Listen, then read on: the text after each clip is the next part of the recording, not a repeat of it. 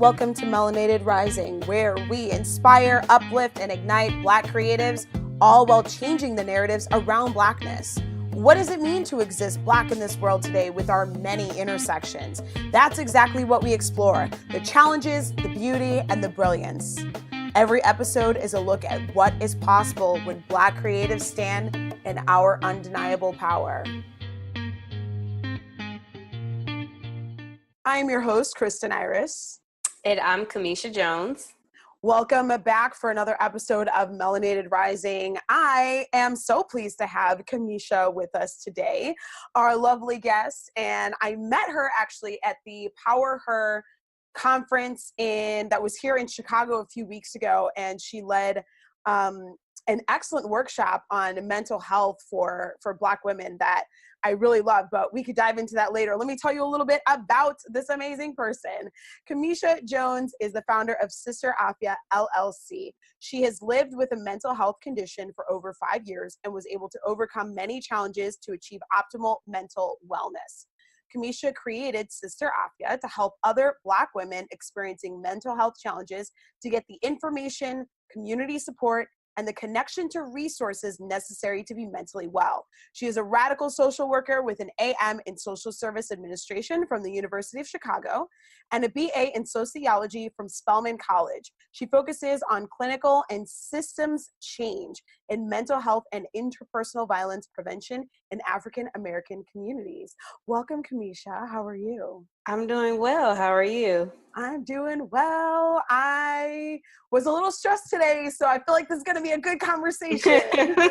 I feel like you're the right person to have for a conversation today. So I'm going to start off with asking a question that I ask every guest as of late. And that question is, what narratives around Blackness are you currently challenging or changing?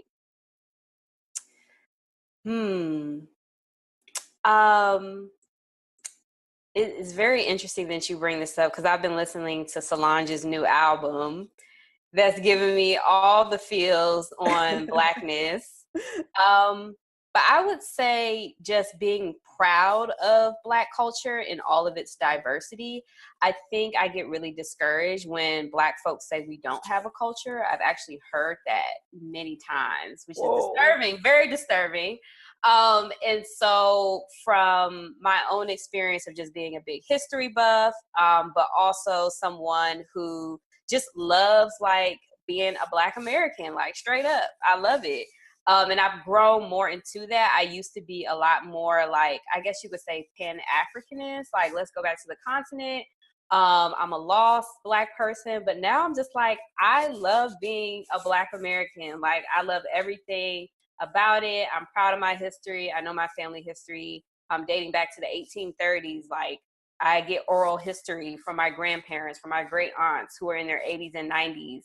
I know where my folks came from, and it gives me pride. It gives me pride. So I would say that is what I'm embracing as it relates to Blackness.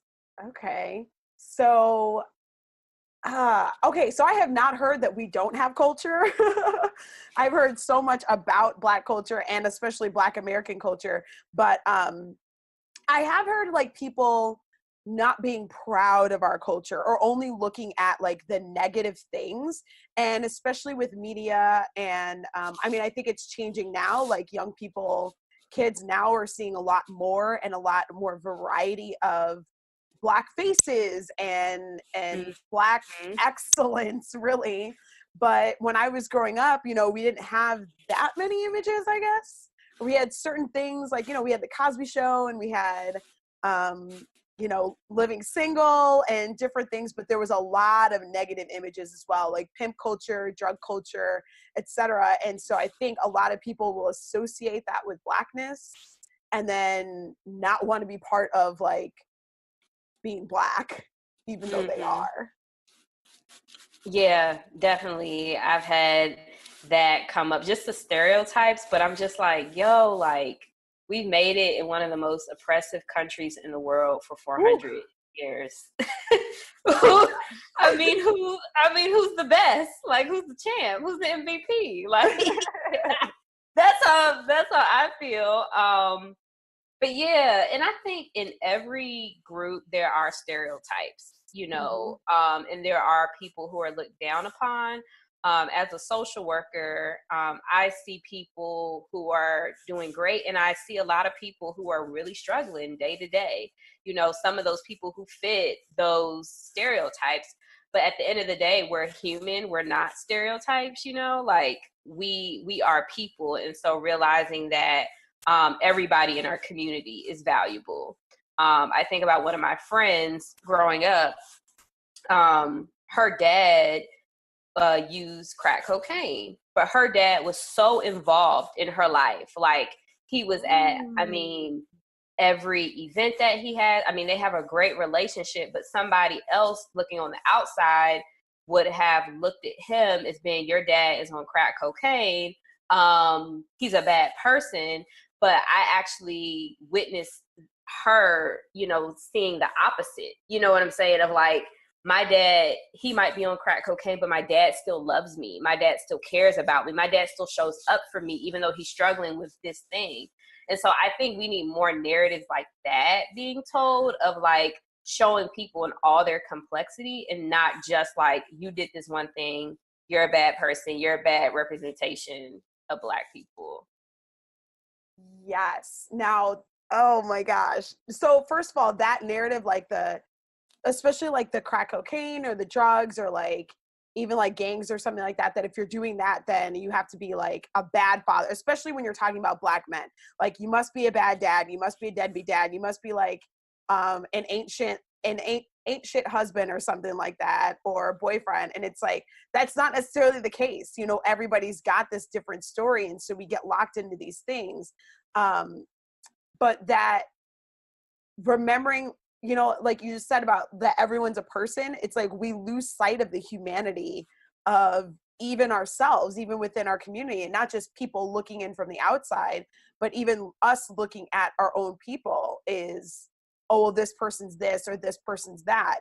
And I feel like it just causes, or it perpetuates the negativity, and also the kind of like divide, you know, the divide amongst our own community. I don't know, that's really interesting. I do think that we need more narratives like that, like you just said, and just showing like the vastness of how humans can interact and engage, and even in certain lifestyles. I had a question and I lost it, so but tell me about tell everybody about Sista Afya, and like how that started, how it came about, the work that you're doing.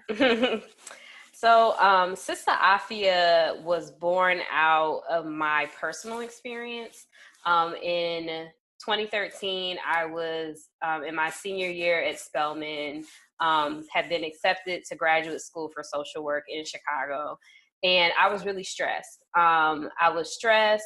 I was definitely like experiencing depression. The way that my mind worked was different. The way that I thought about things was different. And it got to a point where I knew something was going on with me, but I didn't necessarily think that I should prioritize it. I was like, I just need to get up, get out of school, go to Chicago. I'll deal with this mental health stuff later. And so that wasn't a good idea, because things got worse. And things got so bad that my parents and my friends committed me to a psychiatric. They took me to the hospital, and then I was committed to a psychiatric facility. What people don't know about psychiatric facilities is they're pretty much almost like jail. You can only eat at certain times during the day. You have to wear certain clothes. You can only call people certain times of the day. I mean, it's pretty oppressive environment. And so I was then at the psychiatric facility. They told me I had bipolar disorder, and I was like, what? Like, I was like, depression, maybe, anxiety, maybe, but bipolar disorder, that's not me. And the reason why I felt that way is because of my own stigma about what it means to live with bipolar disorder. So, got out of the hospital, stopped taking my medicine, bam, ended up like in the hospital a month later, right when I moved to Chicago. So, then at that time, I got in the hospital again. I was like, oh, I think I might actually have this shit. Like, you know, it was more of I started to accept it. And I was really ashamed about it. I didn't really tell many people. When I told people that I didn't know, they just didn't believe it. They were like, how could Camesha have bipolar disorder? Like, how is that even possible? Through me going to therapy, going to my psychiatrist, I put in like so much work, going to support groups all after I was released from the hospital. And there wasn't anything out there for Black women. Like, my psychiatrist was a white man, my therapist was a white woman, and she wasn't great. Not saying that all white women don't provide good therapy, but this one was not great. And I also went to support groups where I was the only Black woman there. So my mother told me, she was like, you know, use your experience to actually like help other people. And I started thinking, like, what could I do, you know, to make sure that more Black women were not experiencing what I was experiencing, of one, getting to a crisis level with their mental health and having to pour out all these money, all these resources. Being in crisis mode is very dangerous for people with mental health conditions if you're constantly in crisis mode. Then what can I do to create spaces that are for Black women? So I came up with Sista Afya in 2015. And before I was going to call it something whack, like Sister Mental Health. And I decided not to do that. I was like, you know, like, let me give it something really unique. And so I came up with Sista Afya because it encompasses the vision that I have of Black women experiencing freedom through having optimal mental and physical well-being. So Sista is a Black woman, you know, we say that's my sister. And then Afya is the Swahili word that means to be free of psychological and physical illness. So it pretty much encompasses the vision. It also connects Black women to the diaspora as well, because Afya is a Swahili word coming from the east coast of Africa. And then you have Sista, which is also a Black woman, Black American woman word. And so it's also the merging and the connecting of that as well. So the name really speaks a lot about the organization. People always like, why do you do what kind of name? Like, what is this? But it encompasses the vision. So I officially launched Sista Afya in 2017. And originally I wanted it to be like an online platform. But then God told me, like, no, you need to take this to the community, because that's the missing link. Everybody's trying to go online, figure stuff out online, figure out things individually. What if we use the power of community? What if we use the power of group work for healing, collective healing in our communities? So I started to host these different mental wellness events, support groups. I'm the founder of the Black Mental Wellness Expo. I'm the founder of the Black Mental Wellness Weekend. I'm the founder of the Black Mental Wellness Community Mixer. All of these things help to bring together community and people seeking services, and making it very easy for people to actually find that therapist, to actually find that person that will help them in their mental wellness journey. And then on the other end, Sista Afya has expanded. We offer individual therapy. We start group therapy next week. We have support groups. The workshop that you attended is an example of our other offerings. We have a holistic healing events. We actually have an aromatherapy workshop this coming Sunday. So we try to give people options of how they can interact with mental wellness outside of talk therapy, but giving people a variety of ways to come in the space. So that's currently what Sista Afya is doing. That's how I started everything. And I'm very happy of how things have gone thus far. That is a lot. That's awesome. So, so when we were at the workshop, I actually still have my papers, but I don't have them in front of me. But one thing that I like that you talked about was like the different categories of wellness and mental wellness. And they weren't just like your psychological wellness, and all of it plays together, because we think about like mental health and we think about like psychology and your anxiety and your depression and things like that, and there's all kinds of other things that are part of it. So can you talk a little bit about like the different aspects? Yes. Sista Afya, we look at mental wellness through a holistic standpoint. And so there are 8 areas that in particular we look at. So usually in the wellness space, they have the wellness wheel. So I kind of took that and flipped it with mental wellness and also um, interacting with other things that aren't usually on a wheel. And so, like, for example, politics. Yes. There are no mental wellness wheel or wellness wheels that have politics in there. I have yet to find one. But politics impact us greatly. You know, in a city like Chicago, the most corrupt city in the country, you can't tell me that politics doesn't affect mental health. Yeah, I was so happy to see that on there when I was in there. I was like, oh, she knows what she's talking about. I need a big check mark in this category. Yes. And the other areas, environmental. I also include spiritual. You do hear mind, body, and soul, but given how important spirituality has been to Black folks' experiences and even just our experiences of African people across the diaspora, you would be remiss if you didn't include spirituality.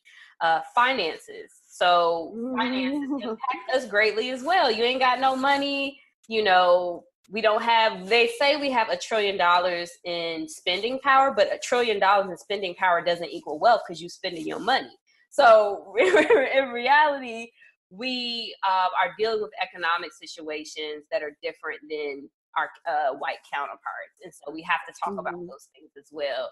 So there are the social, the psychological, the physical, the things that people usually think about. But then there's environment, there's intellect, there's spiritual, political, finance, all those things matter. And so if we look at how can we improve those areas of our lives, then we can have a better idea of how we're impacted mentally and what we should do next. So I also look at the mental wellness wheel, and our mental wellness approach is very solution focused. So we believe that Black women are the experts of their own experiences and they know what's best for them. Sometimes they might need a little assistance. Sometimes they might need additional support.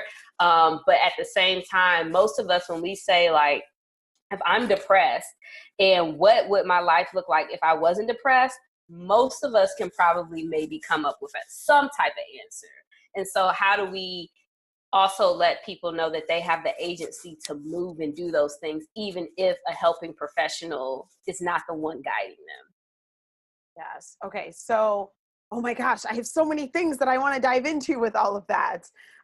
So I first want to talk about like the stigma about mental health in particular in the Black community, and how do you know, like the idea like we can't go to therapy, that like therapy is for white people or something like that, which I never really had, but I've heard other people talk about that. Or like the just pray about it, which I also didn't really have, but I've heard other people talk about. So how do you kind of overcome that with people, you know, with the apprehensions that they might have in seeking help and actually coming in and being part of some of your offerings? That is a question that I get very often about the stigma and how have I gotten people to participate in mental wellness services. You know, so one of the things that I think about is because I'm a mental wellness consumer, I go to therapy, I go to a psychiatrist, all those things. I kind of have an idea of what would attract me to go to something. So I have to think about, if you are interested in getting mental wellness support, what would actually be attractive to you? What would be the less intimidating? What would be the easiest? And one of the tools that I've used is social media. So social media for millennials, for young adults, which is who we focus on, everybody's on social media. So why not use it to engage people? Also thinking about creating a supportive space where people don't feel alone. There are many people who are dealing with different things alone, but when they're in a group, sometimes they feel more comfortable to be themselves. They feel more comfortable to share what's going on. Even at the workshop that we were at, there were people who were sharing. I mean, we were in there an hour, 2 hours, and people opened up and shared. So it also has to do with, that's why I believe so much in group work and community work, because it takes away that stigma of I have to deal with this alone and I'm alone in this, but actually there are other people just like me who are dealing with things too. the stigma is real, but I've also just been very solution focused. I've just been very much like, let's try it and see what happens. Like the expo, Kenya Atwater of Breaking the Silence Mental Health and Chanel Hill, we all have mental health conditions, and we got together and said, we don't have an expo specifically for Black people dealing with mental health in Chicago. Let's just do it and see what happens. So I think that's a part of it as well. And the last thing I'll say is that on the other end, with me being a social worker, a lot of people keep doing the same shit that ain't working. They keep doing the same whack stuff. Hate to say whack, but doing the same. And they're wondering, like, well, why aren't people coming? Because you're doing shit that doesn't appeal to nobody. Like, you're doing the same medical, clinical stuff when you know Black people have issues with the doctor. If you make your therapy with the doctor, we're not going to fucking go. So, like, you have to, like... That's so good. It's true. We do, because we don't trust doctors, because doctors don't believe us. Yes, exactly. So, it's the mental health field in itself is creating its own problem, you know, in my opinion. So with Sista Afya, I've really thought outside of the box, and I've been very creative and innovative, and just have tried shit and just see what happens, you know? The other thing with Sista Afya, I'll say last, because I keep talking so damn much. No, that's okay. I love it. Go on. Is that I do a lot of community outreach, more than the average practitioner. So like 2 weeks ago, I was at the Brown Skin Lady Show, which is the variety show of all Black women artists. And I was doing community outreach right there. Had a table, had our Sista Afya merchandise, talking to people. That's how you reach people. You got to be in the streets. And that's one thing I can say as a social worker. I am in the community. I ride from Hyde Park to Inglewood every day. You know what I'm saying? And I see what our people are going through. And I have real conversations with people. I'm not a public figure, you know, where like nobody can really reach me. And so making those face-to-face connections, being in the community, showing up where people are at, all help to break down the stigma and attract more people to getting mental wellness support. Yes, that's such a good idea. Now, in terms of community, and I love this because so I'm not I'm not a psychologist, I'm not a social worker, but I am a coach, and I've run my business online, and it's been a challenge. I mean, every business is a challenge. It's been a challenge, but something that I always like kind of wanted to do from the beginning was group programs. And the group programs were online because my whole plan previously was to be traveling. And so I wanted to do group programs. And then I followed somebody else who was like, oh, well, you should do one-on-ones. And like one-on-ones are cool, but I feel like for our community, and especially for Black women, there is a need and a desire for community support. And like one-on-one support is good, but I feel like there's like a real need and desire for community support. And so I'm running right now a group program, and I want to like, really that's what I'm focusing on this year is group programs. But I myself want to be like, you know, in the streets, like doing the things. It's funny, the very thing that like I didn't want to have to do, which is like chasing people down in person, which is obviously has like a negative idea of it, of chasing people down, but it's like actually doing things in person. Like I want to do some live workshops. I want to do some in-person things and participate in other people's in-person events. And there is just something different when you are in person with people live. There is a different energy to it. And so when you said that, you know, you were getting that, like that message that it has to be in person, I completely understand why that was happening for you, because I feel like there's just such a different energy when you are in a group of people who are like, ooh, I am experiencing similar things. And I feel like, especially for us, where a lot of times we feel like the rest of the world does not understand what we're going through, to be around people, you can be like, oh my God, you actually get it. You understand what I'm going through. And being there in person is such a powerful thing. Yeah, so I love that you're doing that. It is. I think sometimes it takes, I think you can also have the best of both worlds too. But for the particular work, especially with mental health, for there to be like, I believe for there to be change, it has to come from community. I think online is helpful. I think there's some really good online platforms that have really helped with awareness, such as like Therapy for Black Girls. There are also, thinking about like Black Girl in like, you know, different places like that have helped the conversation from an online perspective and an influential perspective. But people really want that face-to-face connection. Like, you know, people really want that. And I think sometimes people can also shy away from that work because it's harder.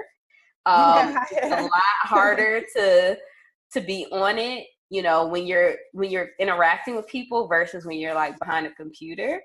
But it's harder work, but it builds your tool set in a different way.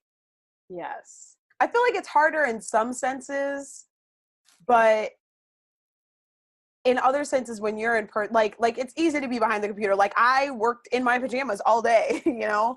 And so I was behind the computer and doing behind the scenes things. And like, Facebook and Instagram were down today, so I couldn't even like post the things I was going. Oh my God, I was thinking about that. I was like, what was people doing? What was niggas doing when Facebook and Instagram was down? I was like, what is going on? I'm like, I'm just trying to post about my podcast. Please go up. And it would not. I was like, it's still not working. I unplugged the modem. I plugged it back in. I thought it was me. And then I finally like Googled and I was like, oh, they're just down. So I still can't post on Instagram. It's still messing up, or Facebook. But like, I'm behind my computer, and in that way it's easier. But at the same time, sometimes like I feel like I'm talking to no one because I'm talking to no one. They might catch it after, they might catch it later. I might be making a video, but when you're in person, it's like you get to kind of feed off that energy. You know, there's like this energy exchange that's happening that is really powerful and really like kind of juicy in its own way. Mm-hmm. So one of the things that you mentioned is the spirituality elements. And I want you to talk more about that, because I feel like with spirituality, there's this kind of, I feel like when it comes to spirituality, for me at least, it's like people say spirituality, and a lot of times I'm like, do you mean like white people's spirituality?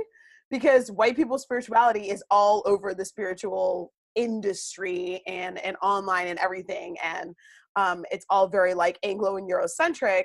And then when it comes to Black community, it's a lot of like Christianity, and so there's a lot of other things in there. But what has been your experience in terms of working with people in that of the 8 areas? Like, what comes up there?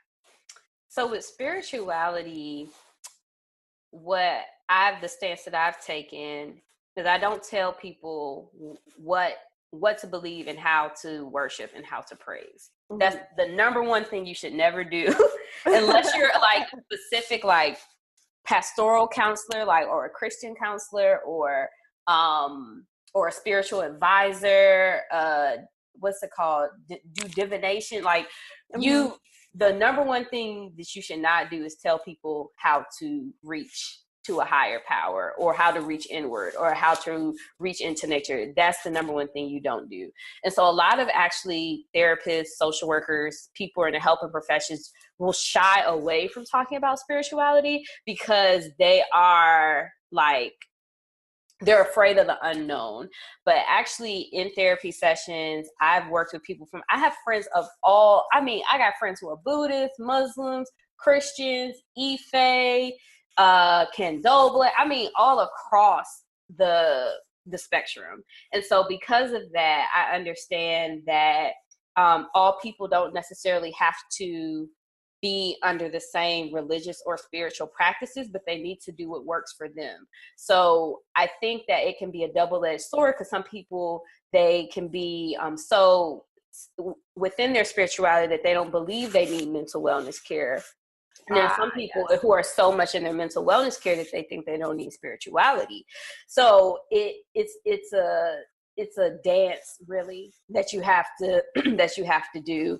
But I believe that people need to use what works for them. And then if you think about our history, like when we were here, but even before we got here, how many different religions, how many different spiritual practices, how many different cultures? There's hundreds, probably. There's so many. It wasn't just one thing. So I think it's important to acknowledge the diversity within spirituality. It's important to let people identify what spiritual practices are helpful for them, but also letting people know that what spiritual practices, or maybe not spiritual practices, but viewpoints could also be a challenge as well. So an example of that would be like in Christianity, and I talked about it in the workshop, where people say, well, you should just pray about it, pray it away. Yeah. But the answer to that is not that somebody shouldn't pray it away, but that somebody should pray and do something else. So I really like Chanel, who I mentioned earlier. She has a brand called God Plus Therapy. So it's like God and therapy help me at the same time. And so even thinking about it from that, it doesn't have to be either or, but it could be both and, working together. Yes. Now, have you worked with people around, or people who feel like they've been impacted by like church hurt? Yeah, shit. That's me too. Yeah, that's me too. So I kind of just wonder about how that comes up, and how that gets addressed, and how people even like bring that up, because I feel like it's something that a lot of times you just like keep in, or we like bitch about the church and then just like fuck the church, fuck this, and like bitch about it, but like don't actually like get help around it. So just tell me a little bit about your experience in working with people in that area. As it relates to church hurt or harmful things being said in church, I think that what's particularly tricky about Christianity is it's always been said that it's not a reflection of the religion, it's a reflection of the institution. But when it's happening so much, you're like, well, what is it really reflective of? Yeah. But I think, like for myself, I grew up in the Christian church. My great-grandfather was a pastor in the AME church. I kind of left the AME church. So I'm like the first person, me and my sister actually are the first two to actually like break away from the AME church. But within that, I had to figure out what worked best for me outside of the actual practice or ritual of going to church or dealing with church people. But for example, like I like to listen to different speakers online, or I have my own prayer or spiritual practice that I have that works for me. Even if I've been hurt in an institution, then it's important that I remove myself, but it's also important that I don't let go of the things that are still important to me from that specific place.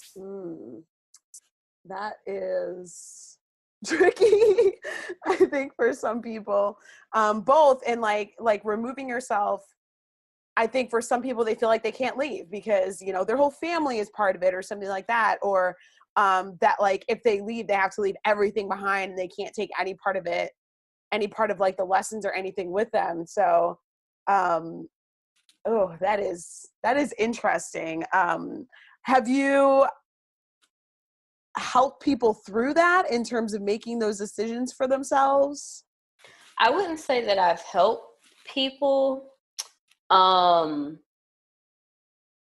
wouldn't say that I've necessarily like helped people make those decisions, but when it comes to religion and spirituality, I'm pretty relaxed with it, meaning that I don't try to convert people.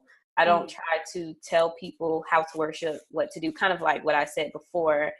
I allow people to do what works for them. But I think one of the issues that we run into specifically with Christianity, and I would say Islam too, is like you have to convert. The only way, the only way that you're going to be right in life is if you convert, which I think has created its own issues. If we think about slavery, its own issues, and that's impacted a lot of people. This conversion piece, or using text or using different things for evil, So I personally I personally think that that with working with people, it's more so of just trying to figure out what works for them. What do they want to leave? What do they want to keep?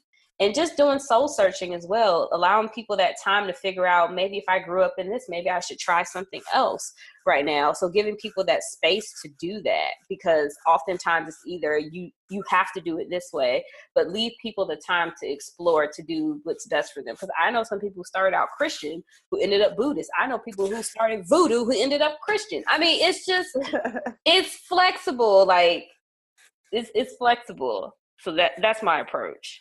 Yeah, you find what works for you.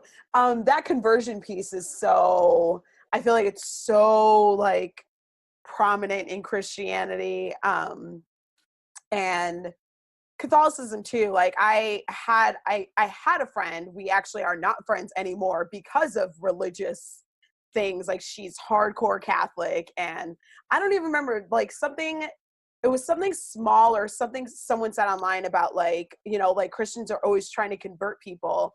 And she was like, well, isn't that every religion? Like, don't you think if you have the right religion that you're going to try and get people to be in your religion? And I'm like, no, that's not every religion.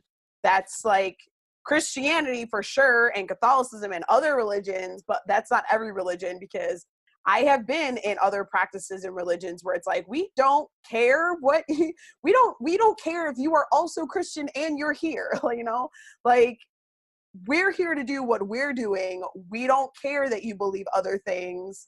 That's fine. I'm like, not everybody's trying to convert. Like that is an idea that you have from Catholicism, and it's actually really harmful it can be really harmful to other people. Like it's one thing to like welcome people in. It's another thing to be like, you must join us or you're going to hell or something like that. Oh my gosh. Like, can I just, let's just pause here in this situation. So yeah, I feel like that's kind of a challenging and a very common one. What are the things that you've come across that are issues as far as like mental wellness or, you know, holistic wellness for Black women or Black people, but I know that you work in particular with Black women, but what are some of the things that are issues that keep coming up that are like the most unnoticed things, you know, like the things that people wouldn't really think about when they think about like, oh, having a mental health like need or issue or anything like that? One thing that has come up through it, like I did a community survey this summer to get a feel for like, what are people's actual mental wellness needs? Because a lot of times when you're in your own world, your own vision, your own mission, you are not necessarily always like getting other people's ideas and thoughts. One thing that continues to come up is affordability. There are many people, more than what people realize, who would get mental wellness care if it was affordable. And so with Sista Afya, all of what we provide is low cost. And, you know, I'm speaking into existence, but this summer we'll actually open our own office where we'll be one of the few affordable mental wellness providers in Chicago that specifically focuses on mental health. So what a lot of people don't know is that therapists usually charge out of pocket between $75 to $150 per session. If you're paying out of pocket. If you have Medicaid, a lot of therapists will not take Medicaid because Medicaid can take longer to reimburse you and they don't pay you as much. So and if you have insurance, you better hope that you don't have a high deductible. So you have to pay maybe $1,000 out of pocket before you can even get care. These are all issues that prevent people from getting mental health services. So there's no conversation about access without affordability. You can have access to a Black therapist that's not affordable. You can have access to, you know, getting medicine. Somebody can write you a prescription, but if you can't pay for the pharmaceuticals, what are you going to do? So I think that is probably one of the biggest needs that I've seen. And for myself, with opening this office where me and another person will offer these affordable therapy services, I feel, yes, I believe that I should be compensated for my talent. I do believe that I'm talented. I do believe that I provide a lot of support and insight that's valuable to people, but something doesn't sit right in my spirit when people who have low income can't access me. Mm-hmm. That bothers me. And so for some people, they don't care. It's like, it's all about the Benjamins, baby, so I think there's a balance with it. You can have like some people who you serve that are low income, some who are in between, some people who are middle income, but most of the time, the people who get the short end of the stick are people who are low income all the time. Yeah. All the time. Yeah. So that's what I see as one of the most pressing needs for mental health care is affordability. Okay. Yeah. I feel like when it comes to mental health care, you have a lot of people talking about like mental health and taking care of your mental health. But in this country, there is a high barrier of entry, and that like mental health care services are accessible by a certain group of people, and a certain group of people who has most of the wealth and most of the power. And that is not the Black community. And so it's almost like mental health and mental wellness is a race and a class issue. Mm-hmm. And when people talk about it, that element of it gets erased. And then it can leave people feeling like, oh, well, and when you add capitalism into it as well, with like the whole mindset of like, well, if you really want to make it happen, you'll make it happen. Like if you want to find the money, you'll find the money. And it's like, that's easy to say, but it's not always the case with people. Like a little over a year ago, I started therapy, and I'm lucky that like in my doctor's office, they have therapists there that, mm-hmm. and that my insurance, which is like state insurance, Medicaid, would cover it. Like at that time, like I had no money. I was borrowing money. I was having like a medical crisis, multiple medical crises, and I was coming out of it kind of, and finally, like, actually, I don't even think I was able to work at that point yet. And so I definitely was not able to work at that point. So I started going to therapy because I was lucky that I got access. Like I was lucky that I worked in a place that is funded in a certain way where like they are there for marginalized people and people who do not have access to resources. And my first therapist was not so good. I didn't like her. I had to quit her. And then I started another one, and she was better, and that was helpful. But I kept thinking, like, I am lucky that I'm able to do this. Like, I'm lucky that I'm in a place, or that I go to a place that has access. And it wasn't like a wide variety of therapists, but it was something. It was somebody. I could go to somebody, and that's not something that everybody has. And in general, it's not something that everybody has. So this capitalistic idea of like, well, if you really want it, then you'll make the money. You know what I really want? I want to eat. Like at that time, I'm like, how am I going to pay for my CTA card, my transit card, for those of you who aren't in Chicago? How am I going to pay for my transit card so that I can go get my groceries so that I can eat? How am I going to pay for my groceries, and how much can I spend? Where should I go get groceries so that I actually have enough money to buy the food that I need to eat that is healthy enough, but also cheap enough? Because I can't live off of ramen noodles because I have other health conditions where I actually have to eat healthier. So, that idea is like, it's based in this like white supremacist kind of standard of how you should go about life. And this idea that like, everything's accessible to you. Yeah, I mean, to white people, everything's not accessible to everybody. And if you have to prioritize between, okay, am I going to feed my kids, or am I going to go to therapy? You're going to be feeding your kids. Mm-hmm. You don't get to choose therapy. You choose therapy, and you're going to be in jail because your kids aren't eating. And so accessibility is a real issue, and we have to stop putting the blame on people for not having resources, or shaming them for not having resources to, one, do anything, but also especially to get their mental wellness taken care of. which is always something that ends up getting pushed to the back burner in like the hierarchy of your survival needs.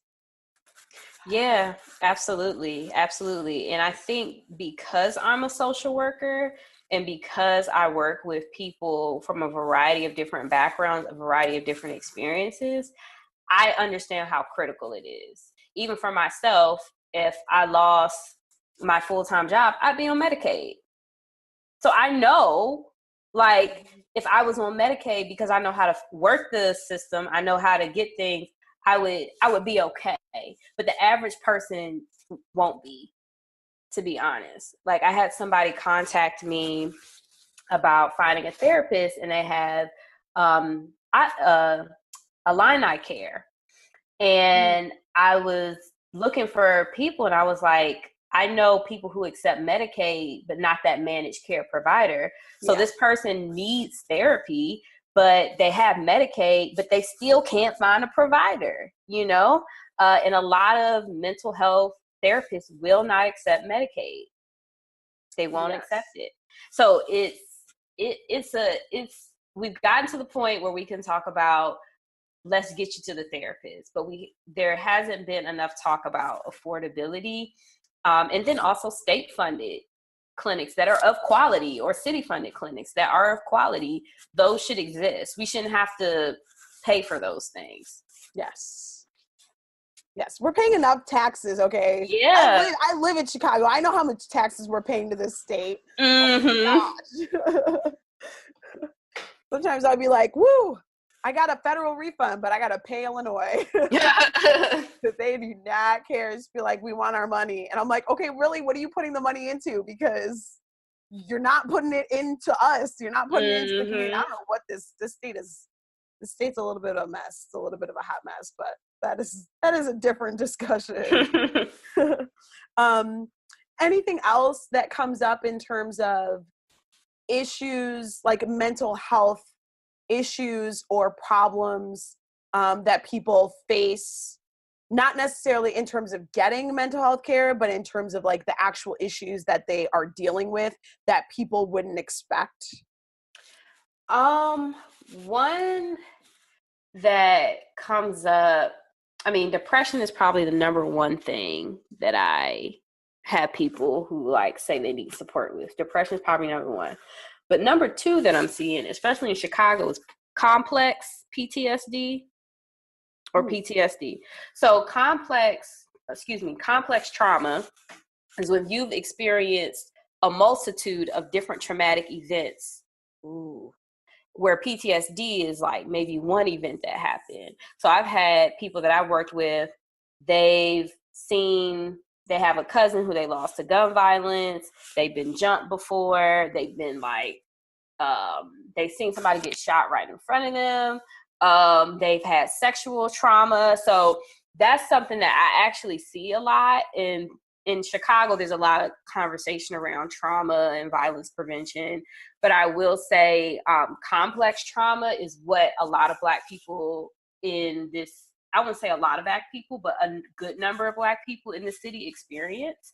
But people aren't necessarily naming and calling it complex trauma or complex PTSD. No, it's complex trauma. I'm getting on my word. There's so many different terms. But yes, that's a big one. That's a big one. It's very rare that I meet somebody who had one, especially Black women, who had one traumatic event and they're suffering with PTSD symptoms. It's usually a couple. Yeah. So I'm curious about that because you mentioned that and I was like, oh, is that me? And I wonder because I feel like we deal with so much that sometimes we don't even recognize that it is in fact trauma that we are experiencing because it's just like everyday life. So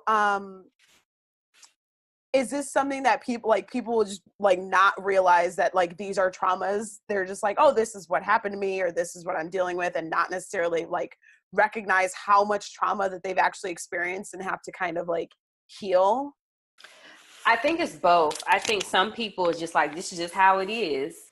Like when I was talking to my friend, he was like, oh yeah, he showed me, he was like, oh yeah, this is where I was jumped when I was in South Shore. You know, I got jumped almost every day. One of my homies is a drug dealer. I seen his door get kicked in. Like, this is everyday life for some people. And I think what's hard about trauma in addressing it is because there's so many traumas that it's almost like, where do I begin? Mm-hmm. Where do I even start, you know, to address these things? So some people might not even want to open up because it's so much and it's so overwhelming. And that makes it just really hard as well, particularly with multiple traumatic events. Like, I've had some traumatic events throughout my life, but nothing like, I would say, like super severe. But there's people I've met who they've experienced severe. Also, grief and loss is big, especially in Chicago. It wasn't until I moved here that I've never seen or heard of this many people dying in close proximity. Like, at my job, in just 1 year, there were 2 people who were shot. Ooh. Who are clients. Wow. That's close. You know what I'm saying? Like, that's not somebody you read about in the paper. That's somebody who you used to see every day. So just the proximity to grief and loss and to death is just something that's just very different in Chicago that I think might be different than other places. Okay. And then, like you said, people saying like, oh, well, this is just how life is. I think there's also, and this is something that I've come across in my coaching, is people are like, well, you know, it's not as bad as it could be. Or like, who am I to complain because other people have it so much worse? And I feel like I see a lot of that in people. I'm like, okay, but you're also not acknowledging your own experience. You're not honoring your own experience and the things that have happened to you, and you still need to work through that. So is that something that you come across as well? Mm-hmm. Just a minimizing type of situation. Also, people compare, I mean, you compare yourselves amongst yourselves, but people doing that as well as a way to not address it. Mm-hmm. It's like, oh, well, somebody has it better worse than me, so that means I don't need to address this. La da da da da, skip away. Like, that's literally, it's also kind of like a protective factor or defense factor that goes into play. Is like, your natural defense is not going to want to address it. So let me see how many reasons I can come up with to not address this issue. Yes, because it's hard and it's vulnerable and it's painful. It's like, it's easier, even if it still sucks, it's easier to just be like, no, I'm just gonna bottle it in. I'm gonna not actually tackle this, because when you address it, then you're actually addressing it, and you got to keep addressing it. You know, so I know like a lot of people don't like doing that. So what is if you could imagine in the future, a future where like mental wellness is accessible, like what would you see as like what are the biggest changes that you want to see in Black community and in the mental wellness and the mental wellness, like, I don't know if industry is the right word, but arena? What are the biggest changes? You know, if it was like a perfect world, what would be the biggest changes you'd want to see? Oh, wow.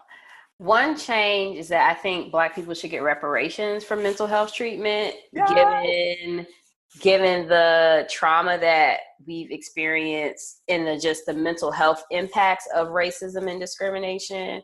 We should definitely, that's probably a top one. And that could look like praying Black folks get free mental health services, whether you go to a private pay or you go to a state agency, or, you know, those type of things. I also would like to see fully funded mental health clinics that have high quality people, because there's clinics, but some of their people suck. They're garbage. So like, let's get them out. Let's get in like really good therapists. I also want to see more focus on cultural sensitivity. I hate the word culturally competent, because you can never be competent in nobody else's culture, but being sensitive to culture, I think is something that's really important.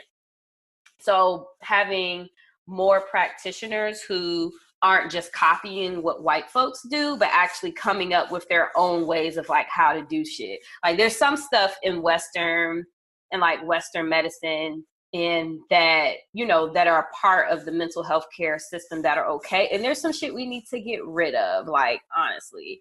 So I think people being able to be innovative without repercussions or serious consequences. Because what happens in social work, and me and my friend were talking about this, is that they say that our goal, what makes a social worker different than a psychologist is we're anchored in social justice. So whatever we're doing is supposed to be anchored in social justice. However, if you're in an oppressive mental health system, there's no way you can really stay anchored in social justice, because you have like these other systems that are making it hard for you to do everything to support somebody else, or to have the person to be able to really move in the way that they need to get their challenges addressed.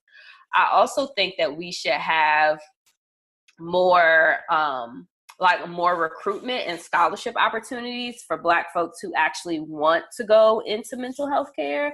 Like, I think there's like maybe 4% of psychologists are Black in the whole country. Wow. So it's very low. As social workers, we probably have a little bit higher percentage, but there's not a lot of us. And that's why, like, usually when people go on Psychology Today, you scroll down, see a million white faces, you see one Black face, you jump on them and be like, hey, let me reach out to this person.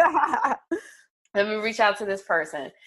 So I think that would be really important as well, is that providing scholarship and incentive opportunities for Black people who are interested in doing this work to do this work. And then also providing a livable wage so that we can do this work. Even though, like, I believe in affordability, I also believe in having a livable wage as well to be able to do the work. In social work in particular, for all the schooling we have, all the training we have, we don't get compensated in the way that we should. And it's not all about the money, but at the same time, everybody deserves a livable wage. So those are the things that I would like to see. And then just more group work and community work, and people just thinking of new ways to engage mental wellness and all of its facets instead of just one. Yes. Ooh, I love it. That would be, if those changes actually happen, that would be incredible. Like, that would be such a game changer for so many of us, and just for individuals and also the community at large. It would be such a game changer. So thank you for sharing that vision and for sharing everything else today. Tell people where they can find you. You can find Sista Afya on Instagram and on Facebook at Sista Afya, which is spelled SISTAAFYA. You can also find us online and maybe come to one of our upcoming events by going to www.sistaafya.com/services to sign up for one of our events if you're in Chicago. And that's how you can stay in touch. I don't have like a personal page or whatever. I should maybe get one of those, but I'm like, I don't want to be a public figure. Hey, if you don't want to do it, don't do it. yeah, I'm not gonna do it for a while. I might wait. I don't even have my own website. I'm just like, I have an About Me page. There's one page. That's all I have. Okay. So if you want to follow me if you want to read my bio and About Me, you can go to about.me/Camesha, CAMESHA. All right. Excellent. Thank you so much for joining me for this conversation. And everybody, please go check out Sista Afya online. If you're in Chicago, go to one of the events. I'm telling you, the workshops are awesome. The one that I went to, I was like, oh, this is really interesting and like different way of doing things than I had previously seen. So Camesha is excellent. Thank you so much for joining me for this conversation. Oh, thank you. I hope this conversation shed some light for you on some of the particular challenges that Black people, in particular Black women, face when it comes to our mental health care and even accessing mental health care. This was a great conversation. Definitely go and connect with Camesha. If you enjoyed the show, please make sure you subscribe where you listen so you can get new episodes. And please rate and review, especially in iTunes, because it will help to get this show out to more ears and get us connected to more people. If you would like to help support this podcast, I invite you to join my Patreon page at patreon.com/melanatedrising. Thank you so much for tuning into this episode, and always remember to stand in your Black creative power.